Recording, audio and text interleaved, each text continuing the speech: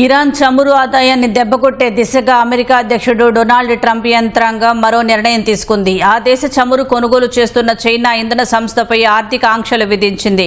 చమురు సరఫరా చేస్తున్న 40 షిప్పింగ్ కంపెనీలు, ట్యాంకర్లపైన ఆంక్షల కొరడా జొలిపించింది. ఇరాన్తో వ్యాపారం చేసే కంపెనీలు, దేశాలపై సెకండరీ ఆంక్షలు విధిస్తామని హెచ్చరించింది. చైనాలోని డాలియన్ పోర్ట్ సిటీలో ఉన్న హెంగ్లీ పెట్రోకెమికల్ సంస్థపై అగ్రరాజ్యం ఆంక్షలు విధించింది.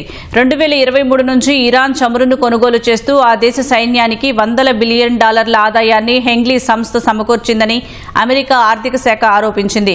చైనా, హాంకాంగ్, యుఏఈ, ఒమన్ దేశాల్లోని ఆర్థిక సంస్థలకు అమెరికా ట్రెజరీ విభాగం ఇప్పటికే లేఖలు రాసింది.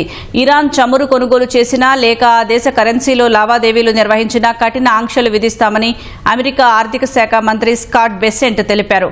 చైనా పర్యటనకు ముందు ఆ దేశ చమురు సంస్థపై అమెరికా అధ్యక్షుడు డొనాల్డ్ ట్రంప్ ఆంక్షలు విధించడం ప్రాధాన్యం సంతరించుకుంది.